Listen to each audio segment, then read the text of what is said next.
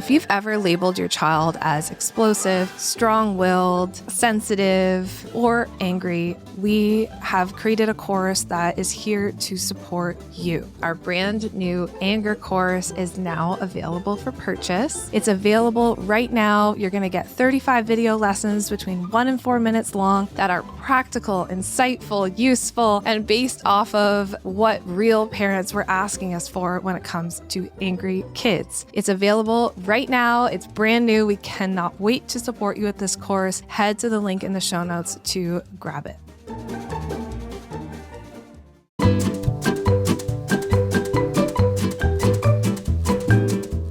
Welcome to Robot Unicorn, hosted by my parents, Jess and Scott. I hope you enjoyed the episode. Good morning. Hi.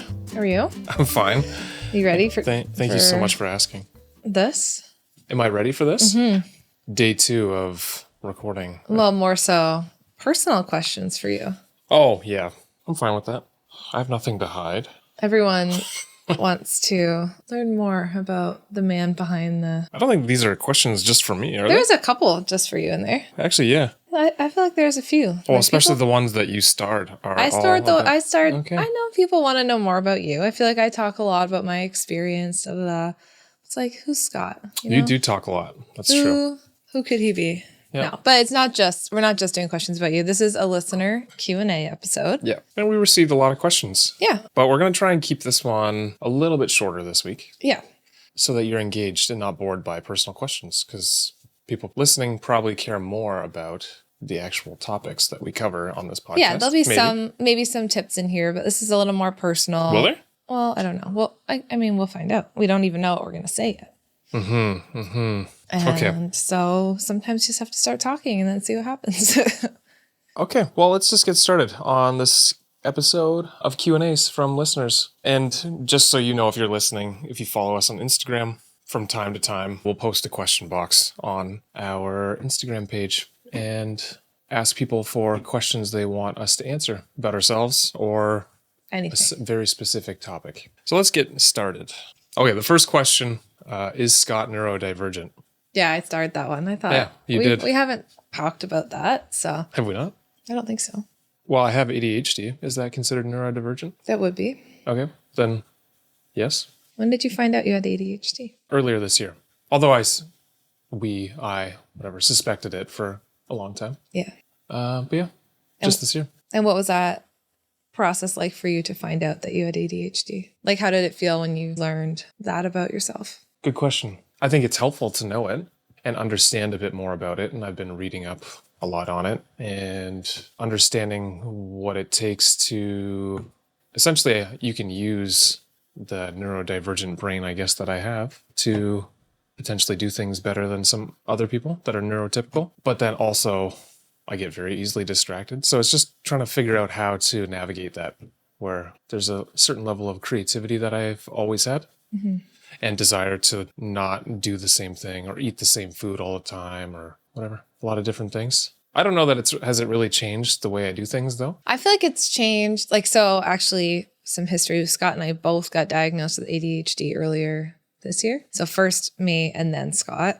Yeah. And the main reason I ended up going in is because I took the same form or survey that you did. Yeah. And I scored far worse on most of the things. Yeah. So it's interesting. And I mean, I see this in my work, but the way it plays out is often different in males and females. And so for me, the way that ADHD plays out for me often looks like still, I think, forgetfulness, getting easily distracted, but also a hard time focusing. And that was, I actually went in with anxiety and then left with the ADHD diagnosis, which I definitely also have anxiety, but I think a lot of my anxiety was around my ADHD symptoms, like forgetting, not being able to follow a schedule very well, trying to focus on something, just like not being able to do it, especially tasks that are not interesting to me are like literally painful to do. And I have to do a lot of things that aren't interesting now that I'm working full time. And that's really hard. And well, I'm running a couple businesses. It's there's a lot of things that you don't necessarily want to do, but you have to. Right, running a few businesses, and I would find myself like numbers would get jumbled around in my head, words would get jumbled around, like it would just be really hard to think straight. And I feel like I would always say that, like, I just can't think straight about this. So for me, getting diagnosed with ADHD also helped me have a lot of sympathy on my younger self, but has helped me understand how my brain works, why sometimes it's really hard to think straight, and medication has been super helpful in my journey. And then for you, I think ADHD as a child probably played out a lot different. You were the one who was fidgety, had a hard time sitting in school. Oh yeah, I was very hyperactive. You had the hyperactive, and I never have had that. I get very overstimulated very quickly. Yeah. And like the opposite, like I'd be the sensory avoider where you'd be the sensory seeker. And so I think that's just interesting to see how that plays out in marriage with two people with ADHD that are extremely different. It shows up differently in both of us. And I would say for me, knowing that I would forget things, a long time ago, it probably helped that I got to travel as much as I did because I was on a plane. And when I was traveling, I mean, there was no Wi-Fi when I was flying. So you would be stuck there in your seat for however many hours. And I read tons of books. And one of them was on how to organize your life so you wouldn't forget things, because I kept forgetting stuff. And since then, I feel like I have a pretty good system where it's pretty rare that I forget anything important because Scott has systems. So you're very systematic. Yeah, I create very clear systems that help me not forget things. Whereas I find it very hard to stick to systems. I try my best, but it's very difficult for me. I think also I'm more of like daydreaming, like da-da-da. Like I feel like I always did that too. You can be too, but you are better at sticking to a system than I am. Mm-hmm. And creating the systems. Yeah. I guess maybe our creativity is just different. I'm creative in terms of like writing, like thinking through a concept in a new way, whatever. You're also very creative, but it just looks different for you. Yeah, I feel like that's what's helped us run our businesses together, right? Yeah. I think because I found a system that worked for me, it made me very interested in getting things to run efficiently operationally. Mm-hmm. So I think that's helped us in the work that we do, create these systems that allow us to have a smaller team that does far more better work than a lot of other companies would. Yeah. Scott's very good at that. So I feel like it's interesting. But I will say for me, getting the ADHD diagnosis was, I would say, very life-changing, just in terms of understanding myself and having compassion on myself for things I used to like really beat myself up over, like just why can't you be like this? And I would always just think I was just not very smart or just not very good at things. And now I can be like, your brain works different. And I can have compassion on myself and also try and figure out ways to help me with those things that are just always going to be trickier, just because of the way my brain is wired. Okay. This next question, parenting as someone with childhood trauma, given uncertainty and stress in the world, how do you do it? That's for you. I would say that given that I know I grew up in a traumatic household, it's taken, I think, extra effort to understand my shortcomings and really, I try and reflect on the way I act throughout the day or a week or whatever. Maybe it's not every day that I do that. Obviously, I still have days where I'm short with the kids or whatever. But I think it's just, I've tried to, over the years, figure out how I can change the trajectory of, let's say, my kids' lives now. And even before that, I feel like I was doing it a little bit, but after we had our first, I feel like that's when I really tried to focus on learning how to think and act better. I don't know how else to describe it. I've gone to therapy, not super regularly, but during tougher moments, I've done that to try and work through and understand and figure out how to think through the difficult situations. But I feel like the question is more like, I understood it more as things that are going on in the news, like politics, the world, difficult things. How do you handle that when you grew up with, I know you went to therapy and all that, but are there certain things that you do to help yourself handle traumatic things in the world without spiraling or getting... Honestly, for me, that I don't see that as, it's not a huge issue for me, because pretty much any difficult situation, let's say we've experienced or that has happened after I left my childhood home. Yeah, there's been a lot of things that have been challenging, but I feel like it's been rare, if it's ever happened, that something has been worse. So then I feel like I've experienced worse. I can handle this. I can work through it, or I can help my family through it. I don't know. I feel like that's kind of more my mindset is I've been through worse and I know a lot worse is possible. So then it doesn't like beat me down to, I don't know, being incapable of doing anything. Yeah, that makes sense. That's kind of, I don't know. That's my mindset more. I would say for myself, not that I went through childhood trauma, but like to handle the world news and stuff, because I do feel like some of us are just more sensitive to that. I think some people, like I used to be on the news constantly, like always reading the news. I literally would like follow, whatever police station, like updates, see the crime in our area. It was almost obsessive the way that I would check it and know what was going on in the world in a way that was unhealthy and fueled my anxiety. So I feel like for people who are struggling with this, like they often are very anxious, right? And it's like, well, I think sometimes anxiety tells us if I know more, then I can do more to protect my kids, like that kind of thing. That is something that I end up doing, right? I research a lot, and it's kind of a protective measure to make sure I have all the data because I can't necessarily trust others to do that Any thinking research for me. Yeah. So sometimes it is about like, do I really have to, like for me with the police news, right? Like, do I really need to know about all the crime that's going on around me all the time? Like, is that actually helping me protect my family? Or is that just making me more anxious and like have more of a bias to say that for sure something bad's going to happen in our house, right? So I started to learn like that's unhealthy for me. I don't actually need to know every single thing that's going on, or I don't have to be on the news every single day. That's actually not helping my family. And so sometimes it is about figuring out where those boundaries are for you, where like your anxiety might tell you have to know everything, but is that actually helping? Don't you think that that's more surface level though? Answer to this question? Like, yes, not That's reading the surface news level. and all that. It's better to understand why you're doing that in the first place and why you feel the need to Totally. research Both. so much or read the news so much.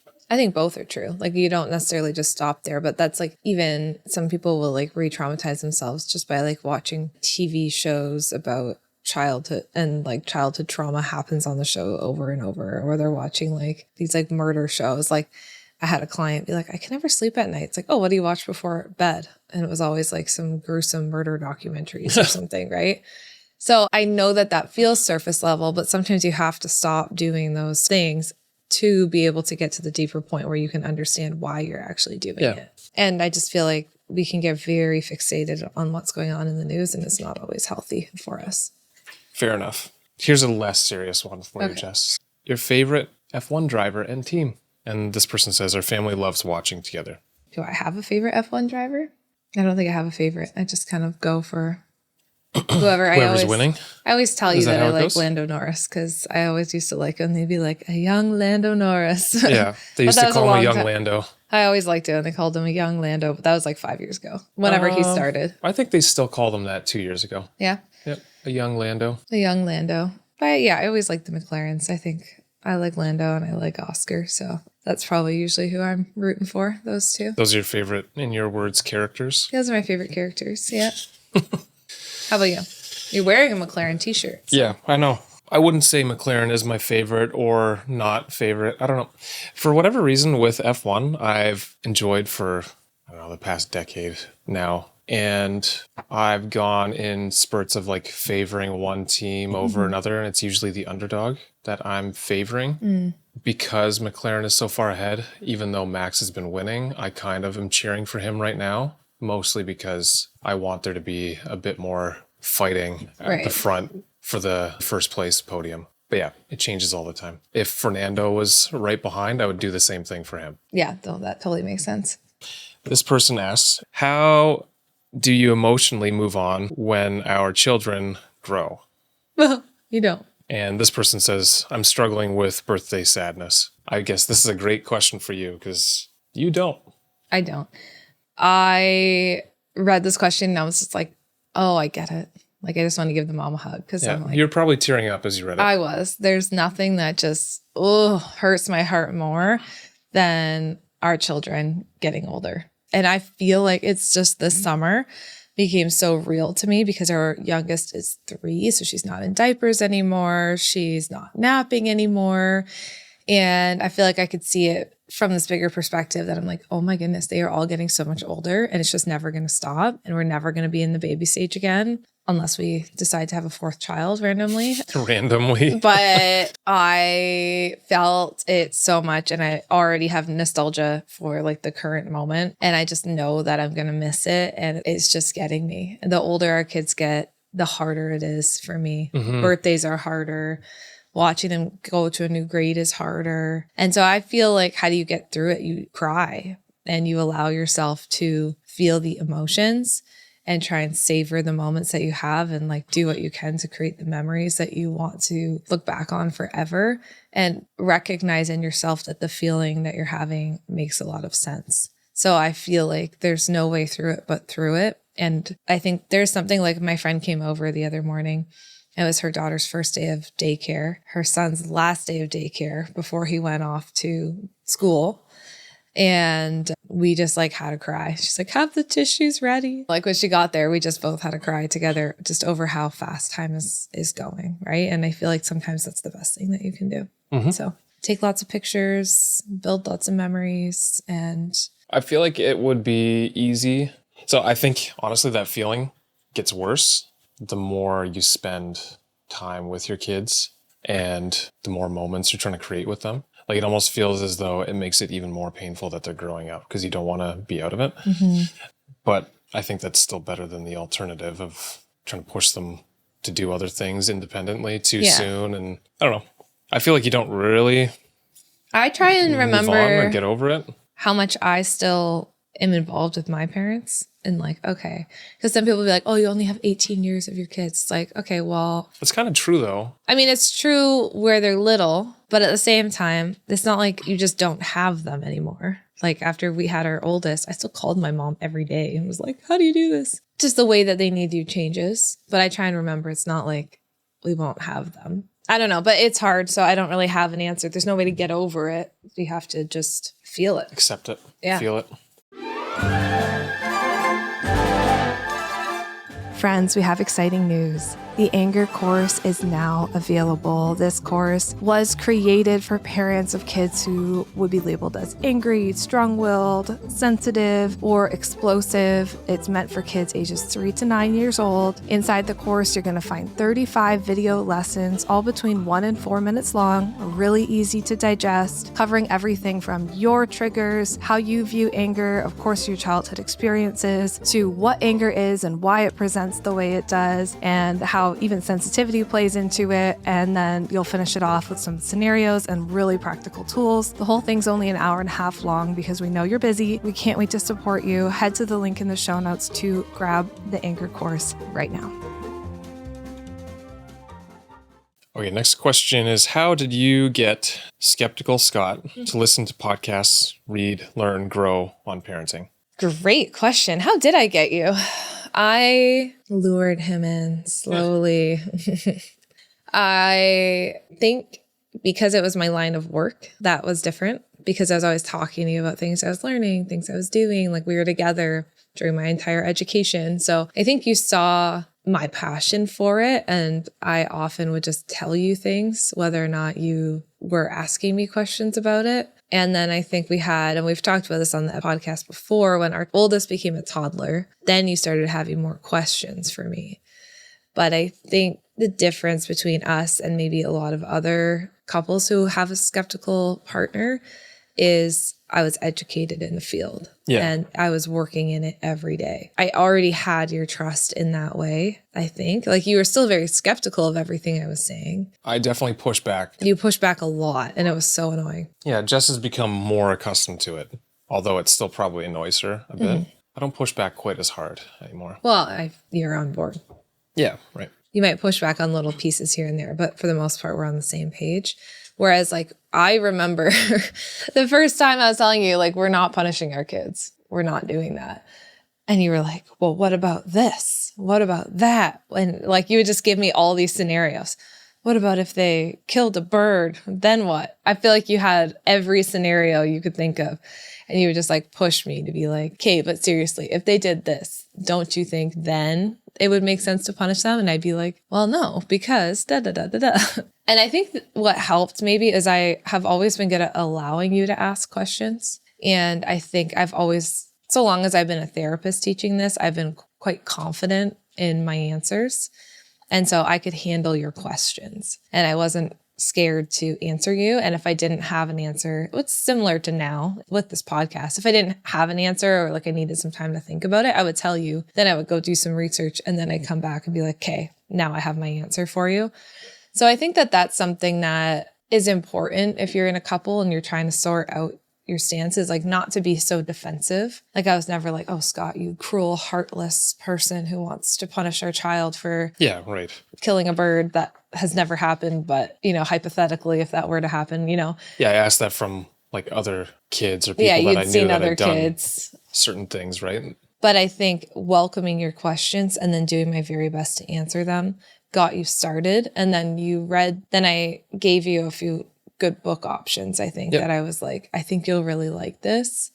One of them was Rest, Play, Grow by Dr. Deborah McNamara. And I think that one helped you a lot. Yeah. That was a really good starting point. I feel like there was a bunch more that preceded that. Oh, yeah? That was before that? But I can't remember. That was a long time ago at this point. But I think you were willing to ask hard questions and I was willing to try and answer them. And I think that was the biggest thing that was important for us. One thing that just in general, I'm not talking about you, but one thing that in general bothers me is when someone is very confident and what they're saying doesn't seem logical to me and they have no way of backing up what they're saying. So that's even like with work, someone says, oh, like we have to do this and this will happen. I'll be like, well, that doesn't make any sense. How do you know that? And then if someone's response is, well, people say it, like that's just known. Yeah. Then I usually push back and be like, I don't believe that then. I guess what probably also helped you is that what I was saying wasn't just my own thoughts. Yeah. It was research backed. Well, and you were writing blog posts at the time that had long citations. Yeah, works cited on them. And obviously I had gone to school for over 8 years and I've been studying this, like all of this, right? So when I would tell you something, it wouldn't just be like, well, this is just why, like, I just think this. It'd be like, well, no, Scott, like, this is what research says about children and their behavior. Yeah, there were studies done on this. And so you couldn't really argue with that. Yep. And then you being the skeptical person you'd be, would be like, okay, well, fine, I'll look it up myself. And you'd look it up and be like, oh shit, she's right. Yep.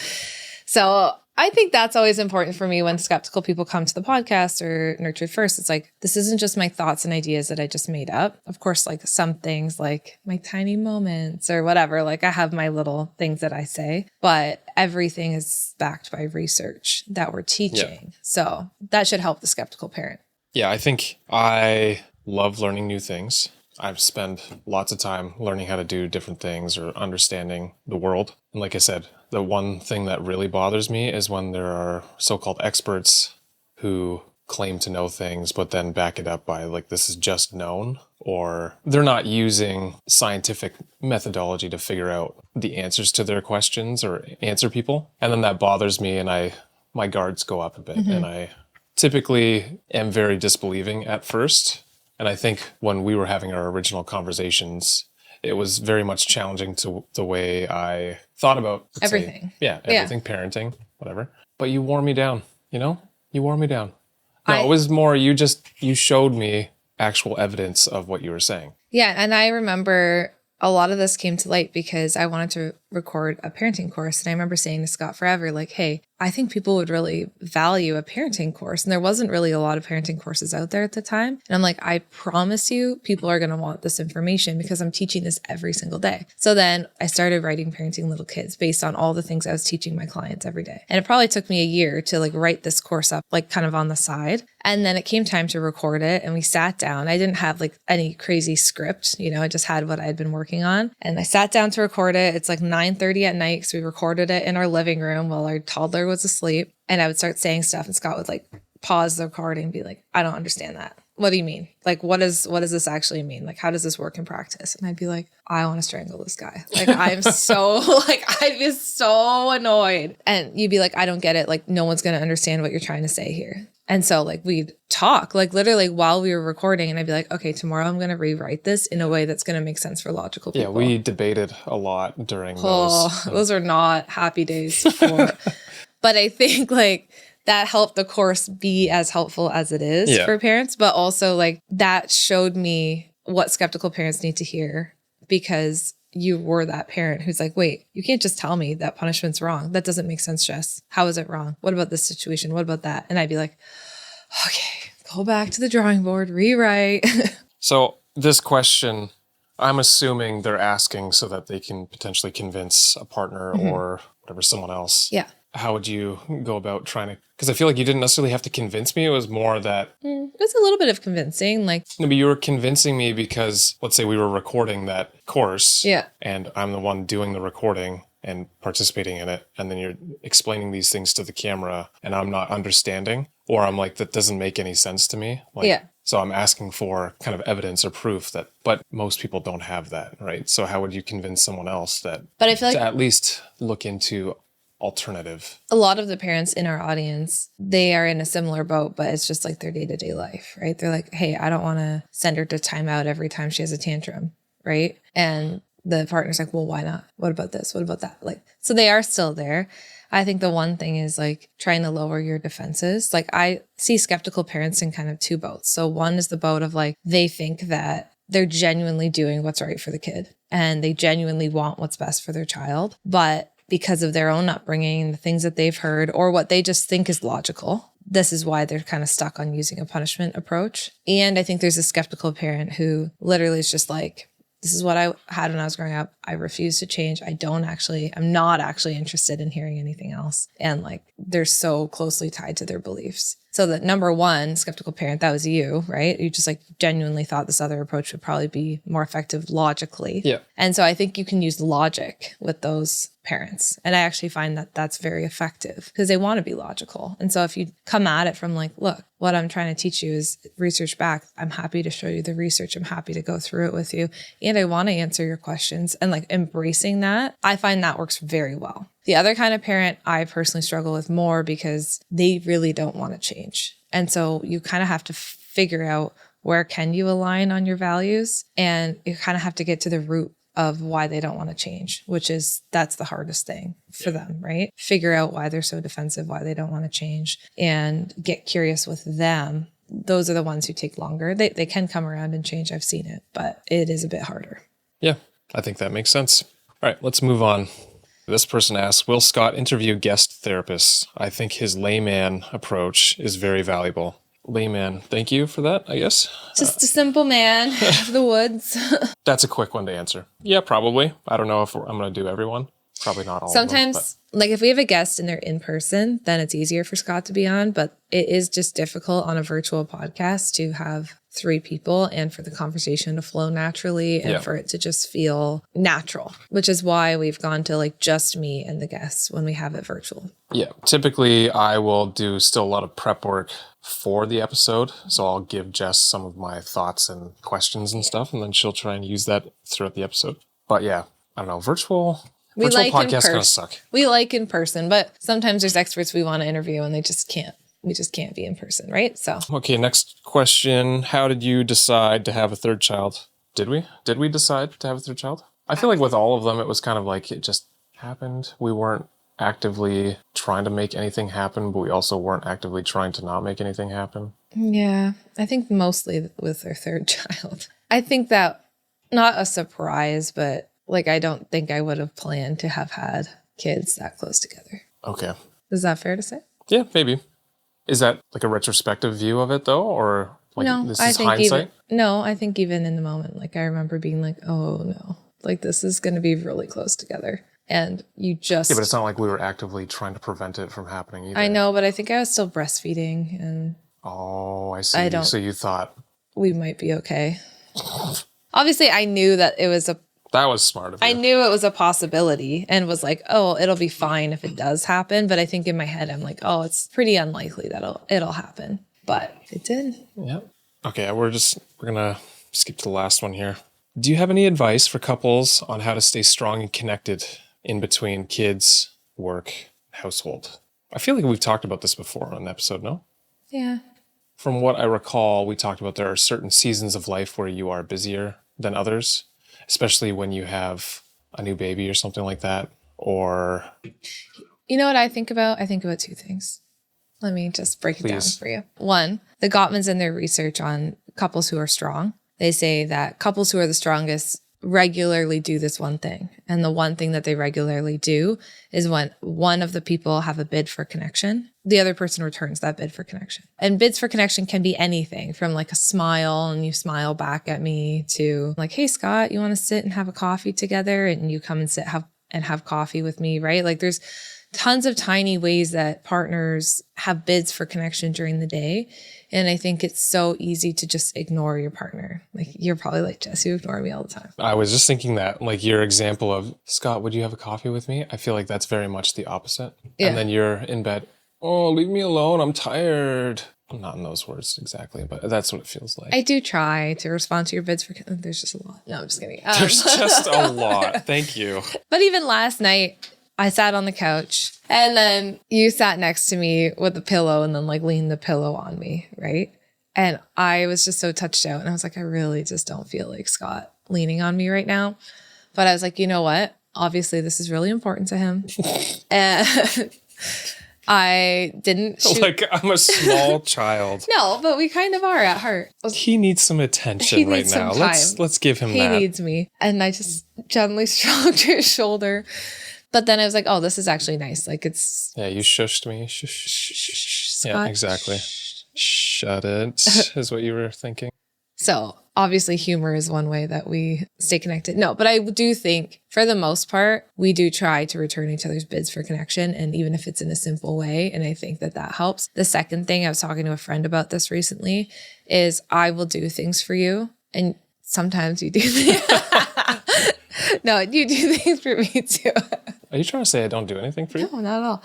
No. Wow. But she said, will you do things for Scott? And do you feel resentful or bitter if he doesn't like do things for you in return? And I say, yeah, like I'll do like little special things for you all the time, right? Where I'm like, ooh, I know, like I'm in the area and I know he loves food from this restaurant. Like I'm just going to go pick it up for him. Or the other night, but I was all mad at you for not drinking it, but I was just teasing you. But every night, like I'll get myself a cup of like SodaStream water. We have a SodaStream.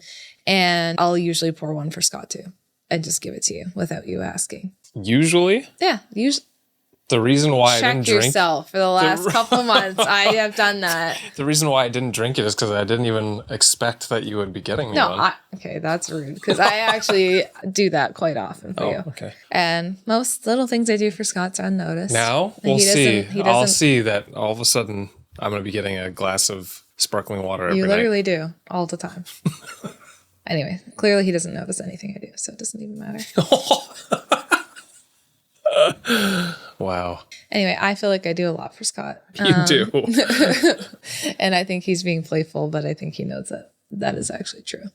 It is. Oh, I don't disagree with it. And I do think that as much as we're joking, like I do think that is something that keeps the marriage feel strong.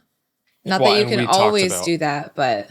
We talked about also that we're not keeping score on that though. Like if you do one thing, I don't do one thing in return necessarily right away. Or that's what my friend was saying. She was saying that it's almost like if she does something, then she almost holds back to do something else until her husband does something. And then he'll hold back until she does. So it's almost like, okay, I did something nice for you. Now I'll wait for my turn, you know?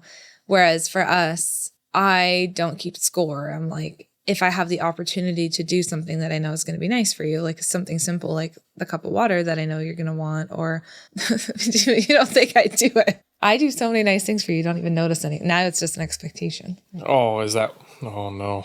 Or the roti that I'll grab you if I'm in the area, or I don't know, just like little things that I know that you'll appreciate.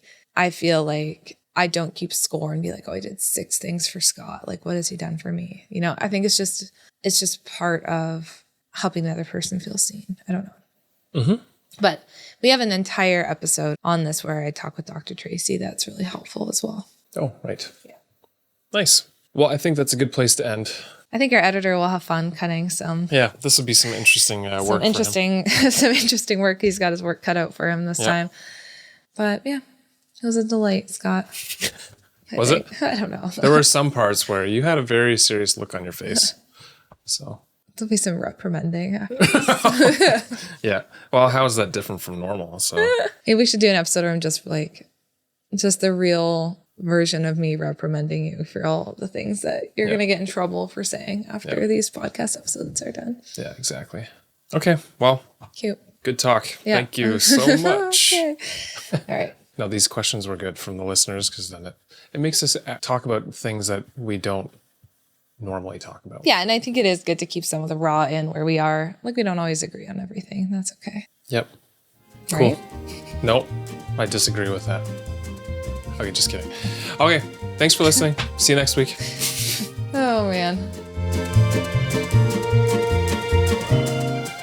Hey friends, thank you so much for listening to today's episode. We are glad that you are here. If you enjoyed today's episode and found it interesting, we'd really appreciate it if you'd leave a rating and a review. Scott and I actually sit down together and read them all. A 5-star rating helps us share our podcast and get these important messages out there. Thank you so much for listening, and we can't wait to talk to you again next time.